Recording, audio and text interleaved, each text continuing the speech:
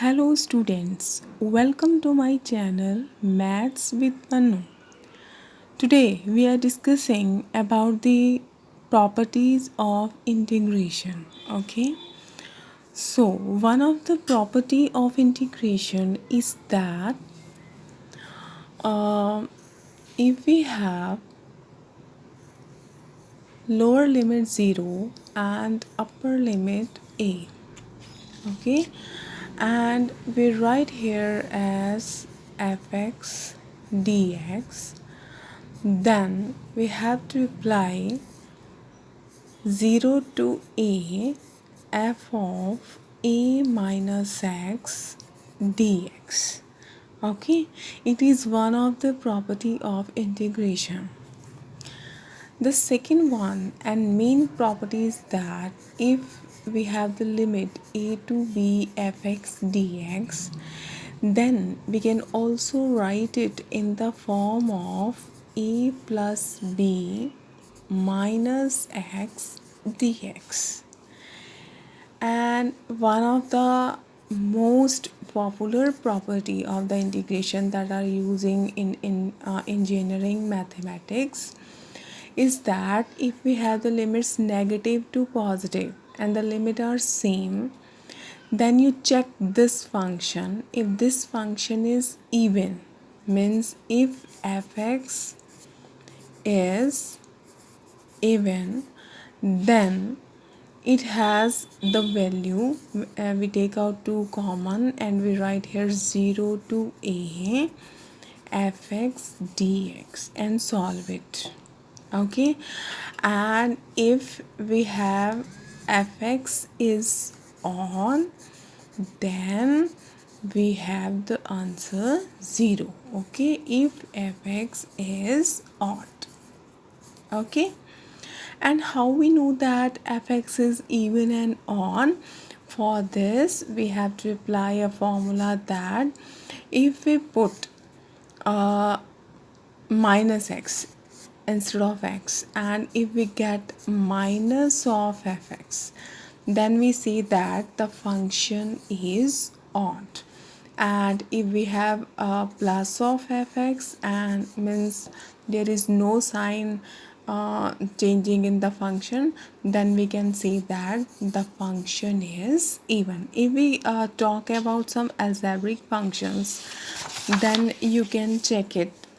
Suppose you have a question like x square, okay, and if we put minus x in place of x, then you can write it minus x square.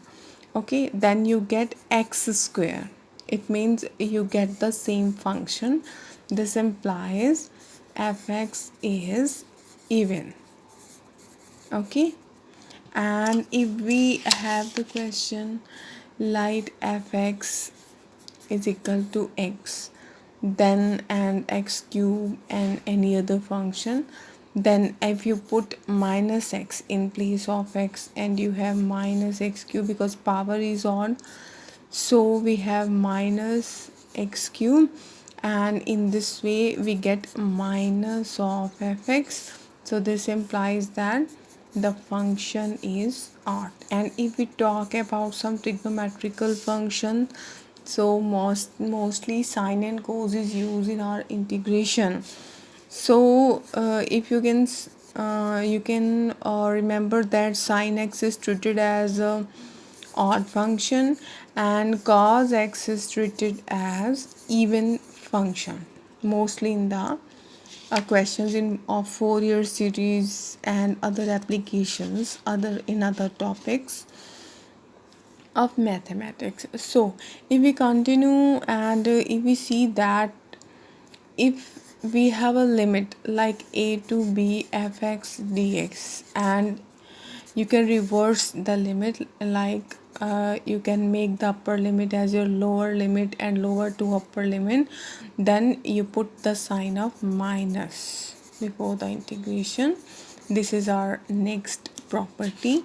And we have also the property that if you have the limit like a to c fx dx, then you can break it in the interval a to b fx dx and b to c fx dx. Okay, a to b and b to c fx dx. Okay, so now we are doing some questions of these properties. We have many other properties also, but first of all we discuss some question about these properties so that you can understand thoroughly the main questions. Okay, so for example we have a question like 0 to pi by 2, and we can write here sin x and sin x plus cos x dx. Okay, this is the question of integration. We can solve it simply, and if we can solve it by using the property, then it will become very easy. Okay, now we apply the first property of the integration, that is if we apply 0 to a fx dx, and here we write 0 to a f of a minus x dx. Okay, now you can name it as I, because for the integration we use the word I. And now if we apply the property of the integration, then you can write it by applying property of integration. We have I is equal to we can write here 0 to pi by 2, and you can write as pi by 2 minus x, and sine of pi by 2 minus x, and plus cos of pi by 2 minus x dx.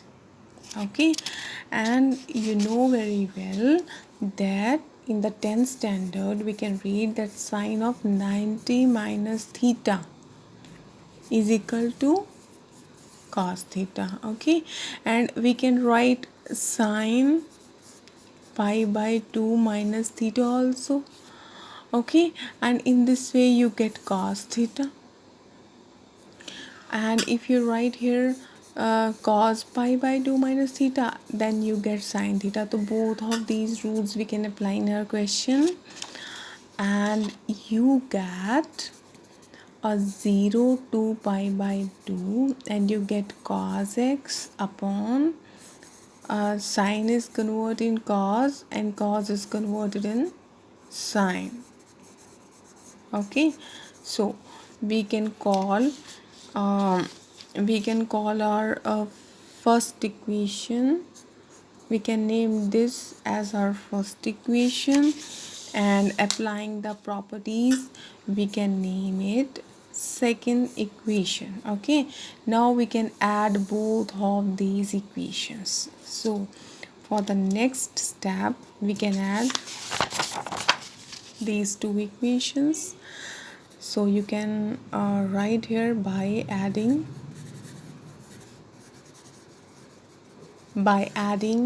these two equations. Okay, so we can write I plus I, and you can take the integration common because integration is same in both equations, and we can write here sin x plus cos x dx. And first of all we write here thoroughly, and cos x sin x plus cos x dx. Okay, now I plus I is 2i, and you take the integration outside, and you can write here sin x plus cos x, because we take the LCM as sin plus cos, and you can write in this form. Okay, we can add these two functions sine plus cos, and we can take the LCM of both of these functions, and you know that they are same in the numerator and denominator, so you can cancel it, and you get finally 1, and you can take the integration of 1, that is x We all know that the integration of 1 is x. So we can write here x, and you can write here, you put the upper limit in the place of x, and after that lower limit, so you get your answer pi by 2, and here you have 2i. Then complete answer is I is equal to pi by 2 and multiply by 1 by 2, because 2 is gone in the denominator, and we get pi by 4 as our answer.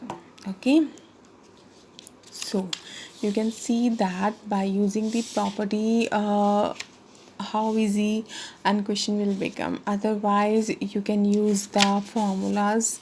If you don't use the properties, so you can use the formula of sin x in the form of tan x.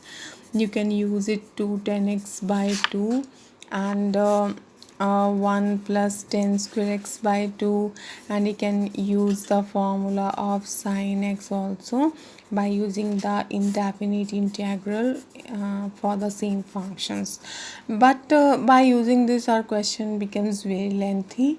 So to make the question very easy, and for the especially for the competitive exams, we can use the properties and can cover our question with a few minutes. Okay, so students, we will discuss the next properties and their applications in my next videos. Thank you.